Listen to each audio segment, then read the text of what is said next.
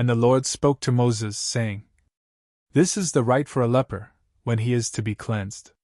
He shall be brought to the priest, who, departing from the camp, when he has found the leprosy to be cleansed, shall instruct him who is to be purified to offer for himself 2 living sparrows, which it is lawful to eat, and cedar wood, and vermilion, and hyssop. And he shall order that one of the sparrows be immolated in an earthen vessel over living waters. But the other living one, with the cedar wood, and the scarlet, and the hyssop, he shall dip in the blood of the immolated sparrow.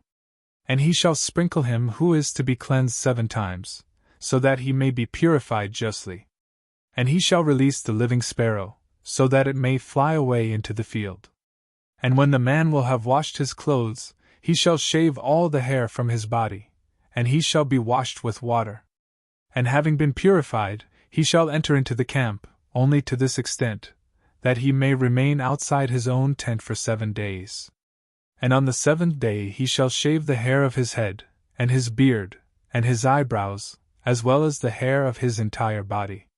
And having washed his clothes again, and his body, on the 8th day he shall take 2 immaculate lambs, and a 1-year-old female sheep without blemish, and 3/10 of fine wheat flour, which has been sprinkled with oil, as a sacrifice, and separately 1/12 hin of oil.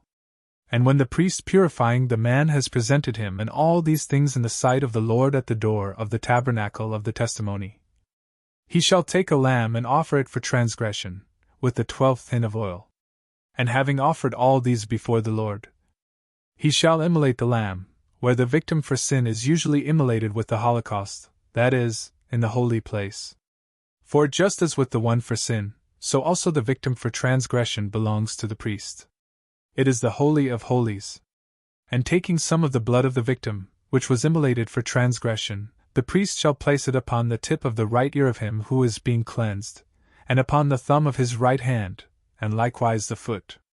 And he shall send some of the 12th hin of oil into his own left hand. And he shall dip his right finger in it, and he shall sprinkle it in the sight of the Lord 7 times. But the oil which remains in his left hand, he shall pour over the tip of the right ear of him who is being cleansed, and upon the thumb of his right hand as well as the foot, and upon the blood which was shed for transgression, and upon his head. And he shall pray for him in the sight of the Lord, and he shall accomplish the sacrifice on behalf of sin. Then he shall immolate the holocaust, and place it upon the altar with its libations, and the man will be duly cleansed.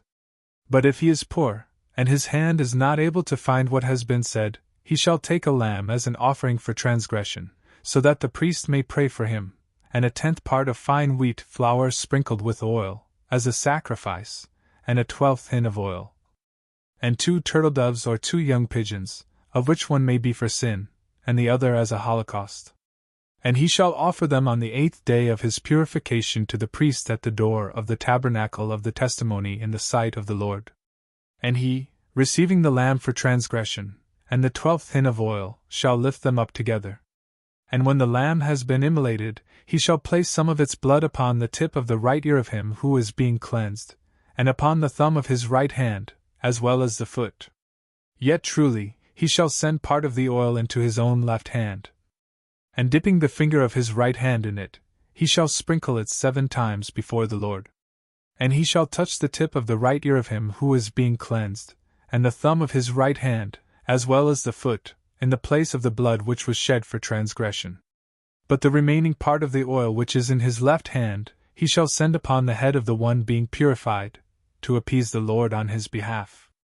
And he shall offer a turtle-dove or a young pigeon, one for transgression, and the other as a holocaust, with their libations. This is the sacrifice of a leper, who is not able to obtain all of the things concerning his cleansing. And the Lord spoke to Moses and Aaron, saying, When you will have entered into the land of Canaan, which I will give to you as a possession, if there is the mark of leprosy in a building, he whose house it is shall go and report to the priest, saying, It seems to me that the mark of leprosy is in my house. And he shall instruct them to carry all things out of the house, before he would enter it, and see whether it is leprosy, lest all that is in the house become unclean. And after this, he shall enter to examine the leprosy of the house.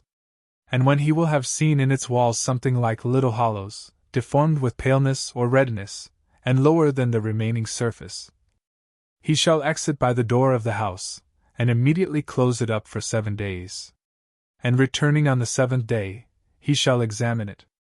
If he finds that the leprosy has spread, he shall order the stones in which the leprosy is, to be dug out and cast outside the city in an unclean place. And that the house be scraped on the inside all around, and that the dust of the scrapings be scattered outside the city in an unclean place.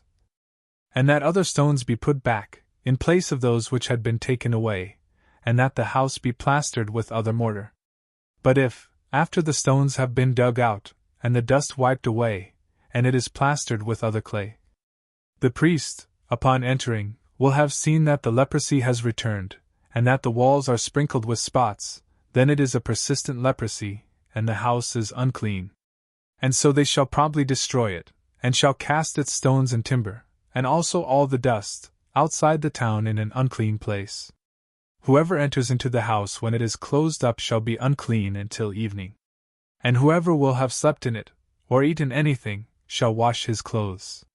But if the priest, upon entering, will have seen that the leprosy has not spread in the house, after it had been newly plastered, he shall purify it, restoring it to health.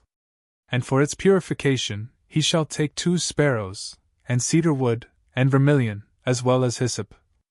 And having immolated 1 sparrow in an earthen vessel over living waters, he shall take the cedar wood, and the hyssop, and the scarlet, and the living sparrow, and he shall dip all these in the blood of the immolated sparrow, and also in the living water, and he shall sprinkle the house 7 times.